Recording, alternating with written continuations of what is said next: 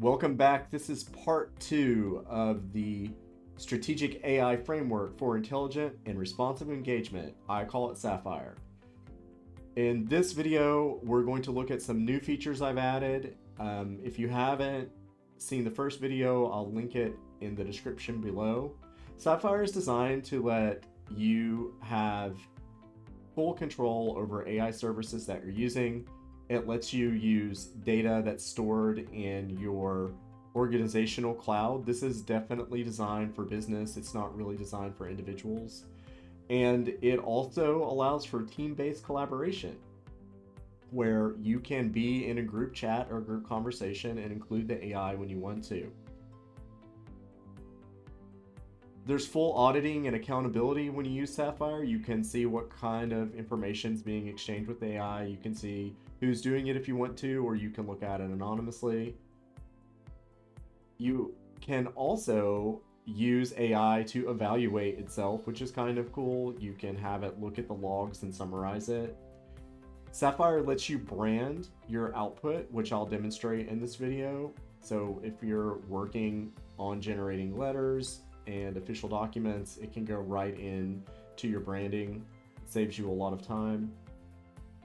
And there's model transparency and control. And what I mean by that is the AI landscape is evolving every day. And if there's one that you want to use, SAFIRE lets you go in and quickly switch over. This version of SAFIRE will demonstrate how I'm handling image generation.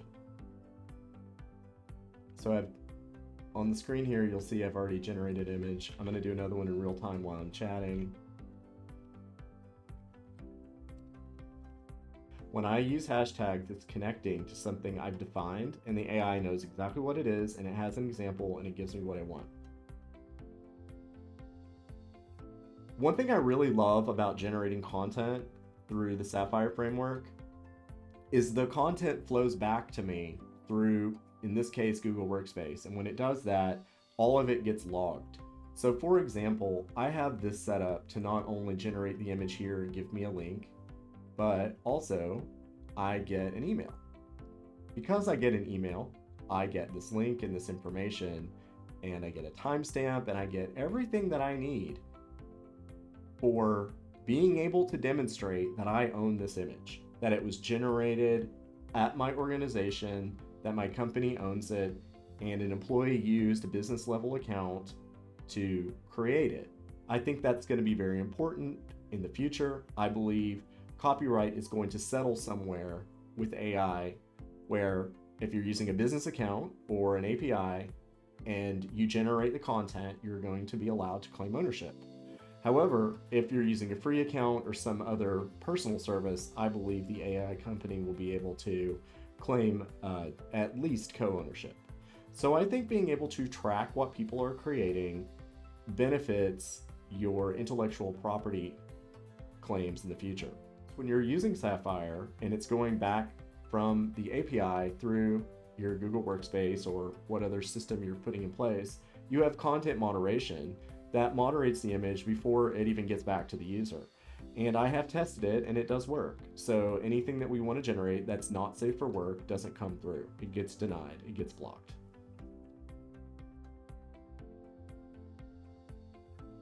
I started thinking more about using AI for research. Many of us use different databases for research. Maybe use JSTOR, maybe you have something else that you pay for, maybe use PubMed. Whatever it is, most of those services now have APIs. So they can send you data. The data can go into a temporary storage container of some kind. It can go into a spreadsheet. It can go into another database that you're maintaining. But the point is, all these services that you can connect to send data. Now, I like to cut out the middle. So what I've done is I have built inside of SAFIRE, I have built some tools that let you stack data feeds together. In this example, what I'm going to do is I'm going to send a request to Wikipedia, DuckDuckGo, OpenAI, and Claude. What's going to happen is the Wikipedia results are going to stream in, and OpenAI is going to intercept them and interpret them and give me some output.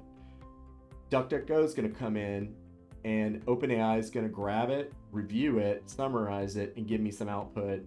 And then OpenAI is going to give me its own ideas, and then Claude from Anthropic is going to give me its own ideas. So you could connect multiple AIs to get all of their feedback because they're not all the same.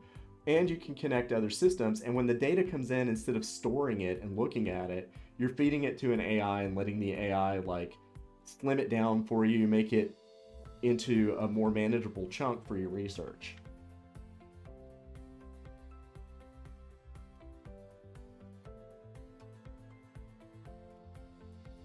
I can type.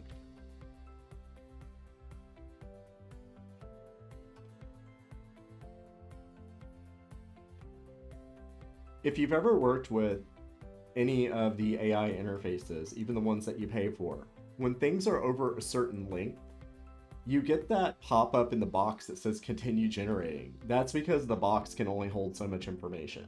Google Chat is no different. It can only hold so much information, it can only send so much information.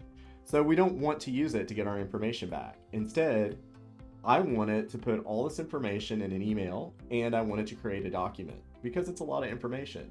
And the document's nice because I have a record of my research. Search results. So you can see I have my Wikipedia results and a link, which is nice. So I have a reference. The DuckDuckGo did not like the question. It kicked it back, which is fine. It happens. The AI just moves past them. The AI summarized the failure for me, summarized the error. ChatGPT answer and Claude's answer. Very cool. And both of them, I asked ChatGPT and Claude for references, and it gave them to me. Let's do one more mono and see if DuckDuckGo is going to be happy this time.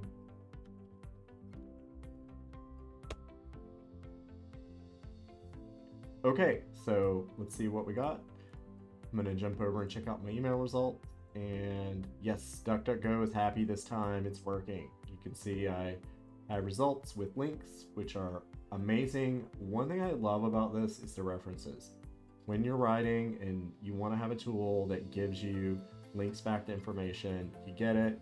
Even Claude's playing along now and giving us some links.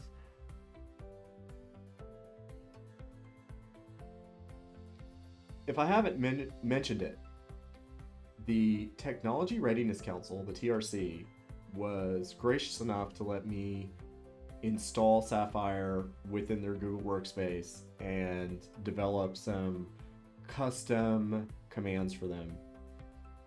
If you don't know about the TRC, I'm putting a link in the description of the video. If you are a K-12 private or independent school anywhere in the world, look into what they're doing. It's a nonprofit, but they're actually providing some outstanding services, and these people are committed, and they've got every skill set you need to do any type of job you can think of at your school related to technology, teaching and learning with technology, all of it. So make sure you check into what they're doing. One thing I developed for them was some branding. So they actually developed the branding. I developed a command that lets the AI brand it. So I'm going to paste this in here. It tells you what it does. It creates business letters.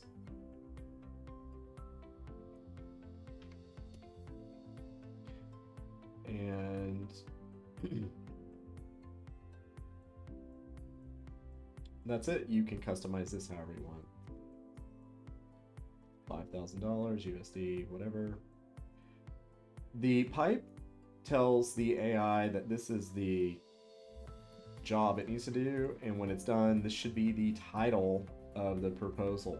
That way I can find it in my Google Drive. If you leave this off, it will still work. You will just get a timestamp and a generic title. So the goal here is that our content goes into some type of branded document. So after we check it, we can quickly send it. We're not copying and pasting, and here you go. I think it's very important that we start working towards AI-based content that is branded and connected to the actual business. And I also think it's important to stop copying and pasting between systems. A lot of errors can occur between copying and pasting from, for example, ChatGPT Web back into a document. This should reduce errors, and as always, it keeps our data in-house. I don't really think proposals and pricing should go into any of these AI models that are not stateless. We're going to do two more. The next one is email. So email is a little generic. I would say that for full implementation here, I would have new client email, retention email, like you want to make sure they sign their contract and do another subscription, onboarding email, etc. You'd want to define what kind of email. This is specifically designed to be a new client email. That's what I created the command to do. And it should create an email that I could use to offer my services to a new school, in this case, as the TRC. So you can see it generates a nice email, and this is the mission and offerings, and it will always give you all of this information. Also, in the end, this is called a no question, and it is part of a concept created by the Black Swan Group, LLC, to help persuade people to follow up with emails and business proposals. So I've instructed the AI after it does all of the template to include a no question based off of this specific company's trainings. So maybe your company follows a certain set of rules or parameters or policies when they're trying to work on persuading new clients. Maybe you have something that you always want to put in for parents if you're a school. You can tell the AI to use that, but the fun part is the AI will make it varied. So if people were to compare content, some of the content will be unique, and they'll feel like a person actually wrote it. Like, okay, these parts are copy paste for everybody, but look, they put this in for me. You can do that with the AI. You actually can use a type of 80-20 principle here, where 80% is boilerplate, copy paste, but the 20% is customized. That means the AI is really only focused on customizing 20%. That makes it more likely to be better quality, and again, no hallucinations. You're not going to be overloading it with information. It's not going to get confused. Thank you for watching the second part of the Sapphire demo. New features are coming every week. If you're interested in how Sapphire works and how it can work for you, please don't hesitate to reach out. Sapphire can be implemented as a set of guidelines and standards, or standards and guidelines is the better way to say it. It doesn't have to be implemented as software. I'm happy to explain that. If there are tools that you're already using, I can help you build out the standards and guidelines. You work with the vendor to improve how your AI is working and to ensure your data is not just being leaked all over the internet, stored insecurely, and not backed up. Don't forget to check the description and follow up with the Technology Readiness Council if you are in K-12. It doesn't matter what kind of school you are, reach out to them. They've got some really good stuff going on.